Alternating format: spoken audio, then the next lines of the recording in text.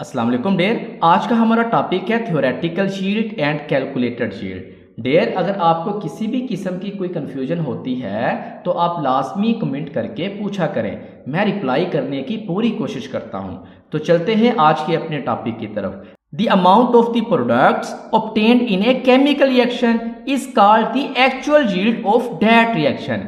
किसी chemical reaction में हासिल होने वाले प्रोडक्ट की मिकदार को उस रिएक्शन की एक्चुअल यील्ड कहते हैं। डियर, ये वो मिकदार है जो आप असल में लैब में रिएक्शन करने के बाद हासिल करते हैं। यानी जब आप कोई एक्सपेरिमेंट करते हैं तो जो प्रोडक्ट बनता है उसका वजन यानी मास एक्चुअल यील्ड कहलाता है। The amount of the products calculated from the balanced chemical equation represents the theoretical yield, और बैलेंस्ड केमिकल इक्वेशन से कैलकुलेट की गई प्रोडक्ट की मिकदार थ्योरेटिकल यील्ड को जाहिर करती है।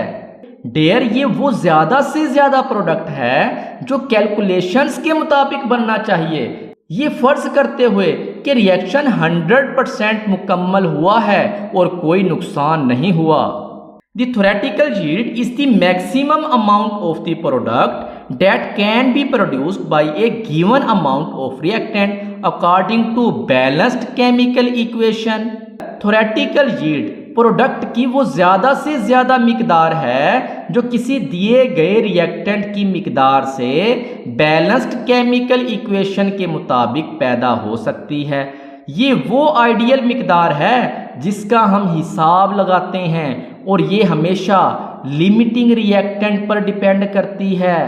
In most chemical reaction the amount of the product obtained is less than the theoretical yield. There are following reasons for that. There, यहां से एक क्वेश्चन भी बनता है, why actual yield is less than the theoretical yield. बहुत important short question है ये और अक्सर पेपर में आता भी है। ज्यादातर केमिकल रिएक्शंस में हासिल होने वाले प्रोडक्ट की मिकदार थ्योरेटिकल यील्ड से कम होती है। इसकी वजूहात क्या है? पहली वजह, the process like filtration, separation by distillation, separation by separating funnel, washing, drying and crystallization, if not properly carried out, decrease the actual yield.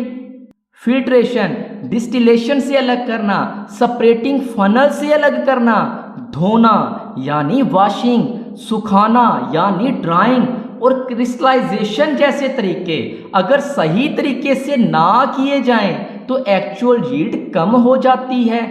यानी जब हम लैब में प्रोडक्ट को साफ करते हैं या अलग करते हैं तो कुछ हिस्सा जाया हो सकता है। Some of the reactant might take part in a competing side reactions and reduce the amount of the desired product. So in most of the reaction the actual yield is less than the theoretical yield. कुछ reactants मुकाबले के side reaction में हिस्सा ले सकते हैं और मतलूबा product की मिकदार को कम कर सकते हैं। इसलिए ज्यादातर रिएक्शंस में एक्चुअल यील्ड थ्योरेटिकल यील्ड से कम होती है। असल रिएक्शंस के अलावा रिएक्टेंट्स किसी और रिएक्शंस में भी शामिल हो सकते हैं जिससे हमारा असल प्रोडक्ट कम बनता है। देयर, तीसरी और लास्ट वजह क्या है? A reactant may be reversible, therefore the amount of the product will be reduced by the backward reaction. एक रिएक्शन रिवर्सिबल हो सकता है यानी दोनों तरफ चल सकता है, लिहाजा प्रोडक्ट की मिकदार बैकवर्ड रिएक्शन की वजह से कम हो जाएगी। यानी कुछ रिएक्शंस में प्रोडक्ट वापस रिएक्टेंट में तब्दील हो सकते हैं जिससे नेट प्रोडक्ट कम हासिल होता है। Their next is percentage yield. A chemist is usually interested in the efficiency of a reaction. The efficiency of a reaction is expressed by comparing the actual and theoretical yield in the form of percentage yield. Percentage yield is equal to actual yield over theoretical yield multiply by 100. There, एक chemist आम तौर पर reactions की efficiency में दिलचस्पी रखता है reactions की एफिशिएंसी को एक्चुअल और थ्योरेटिकल यील्ड्स का मुकाबला करके परसेंटेज यील्ड की शक्ल में जाहिर किया जाता है। परसेंटेज यील्ड हमें बताती है कि हमारा रिएक्शन कितना कामयाब रहा। ये असल में हासिल होने वाले प्रोडक्ट को थ्योरेटिकल बनने वाले प्रोडक्ट से कंपेयर करता है। और ये फार्मूला आप लगा सकते हैं परसेंटेज यील्ड निकालने के लिए। Percentage yield is equal to actual yield over theoretical yield multiply by 100।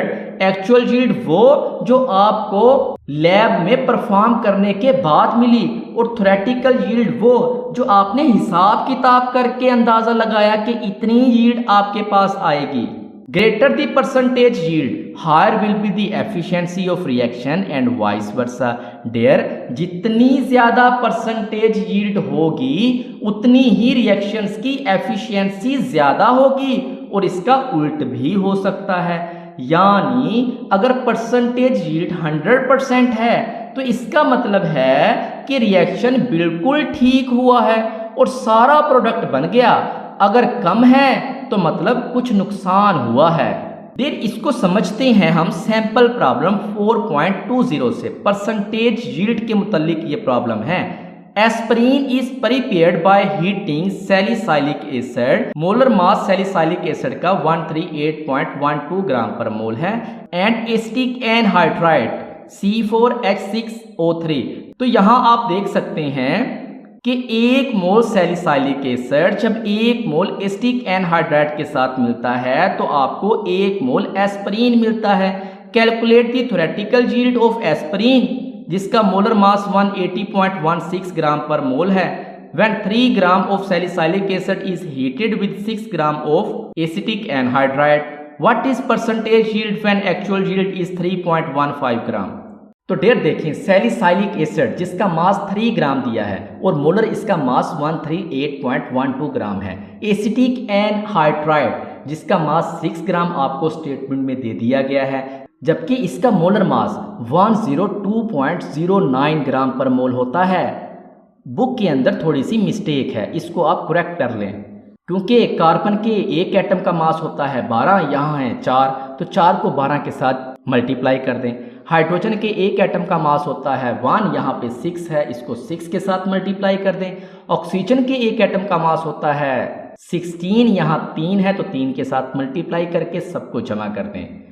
तो एस्पिरिन का मोलर मास डेयर 180.16 ग्राम दिया है और एक्चुअल यील्ड ऑफ एस्पिरिन यहाँ पे कितनी है 3.15 ग्राम। तो डेयर बैलेंस्ड केमिकल इक्वेशन भी हमें दे दी है। अब हम क्या करेंगे, स्टेप 1 में मोल्स ऑफ ईच रिएक्टेंट निकालेंगे।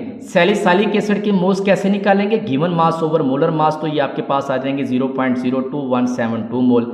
एसिटिक एनहाइड्राइड के निकालेंगे, ये आ जाएंगे आपके पास 0.05877 मोल। यहाँ हमने एक्चुअल जो एसिटिक एनहाइड्राइड का मोलर मास बनता है वो लगाया है, बुक के अंदर यहाँ चेंज है। नेक्स्ट डेयर स्टेप 2 में लिमिटिंग रिएक्टेंट हम निकालेंगे। रिएक्शन रेशो क्या है 1:1, यानी सैलिसाइलिक एसिड का 1 मोल जब मिलता है एसिटिक एनहाइड्राइड के 1 मोल से, तो 1 मोल ही आपको एस्पिरिन मिलता है। तो स्मॉलर मोल्स किसके हो गए यहाँ पे, सैलिसाइलिक एसिड के। देखें यहाँ जो हमने मोल्स कैलकुलेट किए हैं। So it is a limiting reactant. Theoretical yield of aspirin from balanced equation 1 mole salicylic acid आपको 1 मोल एस्पिरिन देता है। मोल्स ऑफ एस्पिरिन फिर कितने हो जाएंगे 0.0217 मोल, यानी अगर 1 मोल सैलिसाइलिक एसिड 1 मोल एस्पिरिन देता है तो 0.02172 मोल सैलिसाइलिक एसिड 0.02172 मोल ही एस्पिरिन देगा।